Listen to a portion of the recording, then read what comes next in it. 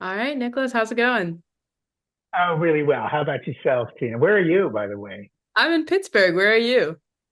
I'm in Melbourne, Australia. Right on. That's I'm d awesome. doing a movie down here. Very nice. Well, speaking of movies, I talked to Shannon and Dan earlier, and they had quite the list of martial arts movies that they love and have inspired them. Do you remember your first martial arts movie, or maybe one that really made a lasting impact on you? Well, I'm embarrassed to say that probably the first martial arts movie that I really had a real impact on me was Kill Bill, Hmm. which probably doesn't qualify as an official martial arts movie. But also that Chinese film that had Gong Li in it. Uh, is it called something like Chasing Dragon? Something. Oh, Crouching you, Dragon, Hidden Tiger. that's it. That's Yeah. it. Yeah, I love that. I just absolutely love because I love the way that when they cross the line between reality and sort of fantasy, and suddenly like somebody's flying through the air in a way that no human really could, but you just accept it, you buy it, because it's all part of that genre. And so when Shannon asked me to do this, I was really, really excited to have a chance to be in a martial arts movie myself because I've done an awful lot of movies, but the one that probably genre I've never done and probably thought I never would get a chance to do would be, and obviously not as one of the martial artists myself, but at least embedded in that world and interacting and serving the function of being somebody who basically was kind of driving the plot in what was the real plot. So yeah, and I loved working with Ludi because it was a kind of nice sort of father son relationship where his father had died, his father had saved my life.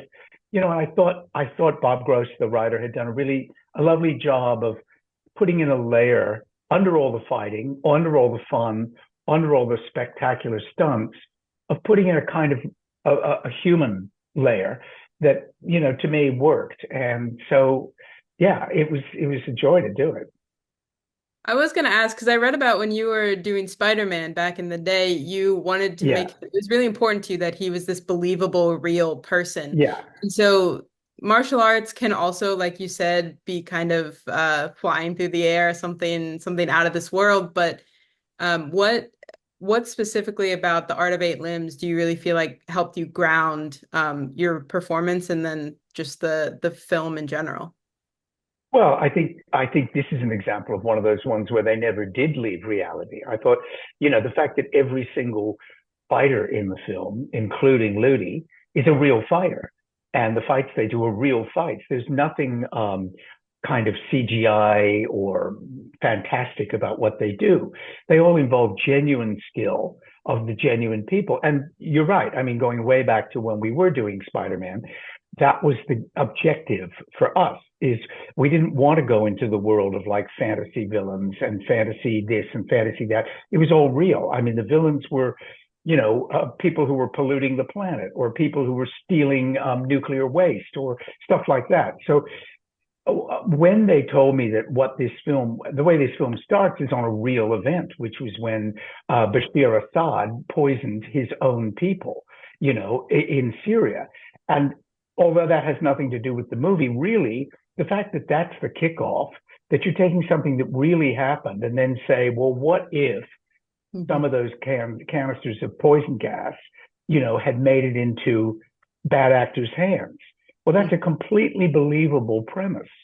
So there's really nothing about Art of Eight Limbs that is out of the realm of reality. And we all know, Myanmar is a country filled with some bad actors. And, God knows what they would do if they got their hands on some kind of, you know, hugely destructive weapon like that. So I thought there's nothing that they're trying to do in this movie that kind of makes it absurd. It's all genuine. Yeah. Yeah. So as you mentioned, you unfortunately don't get to do any of the fight scenes, but you are there for one that happens very close and directly in front of you. So what is something that was surprising about seeing a fight scene up that close for you? Well, I mean, Tina, the fascinating thing is watching the way they choreograph it. I mean, I just love that. The fight choreograph was done by an absolute Thai expert, and to watch the way every single detail of every move, every turn, every kick, every punch, is laid out ahead of time, and then to see them execute it, and also, I mean, I just found like Grace coming flying through the door, kicking the door down, and knocking the guard over, all in the one move.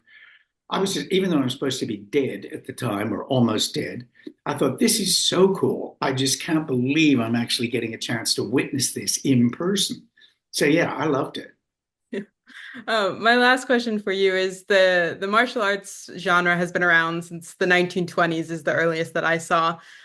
What do you think what about the genre has made it so enduring? And then what do you hope that this new wave that Tiger style media is pushing through will bring to new generations of enthusiasts? I think the fact that they are kind of combining all of the excitement and the fun of the physicality of it with real stories.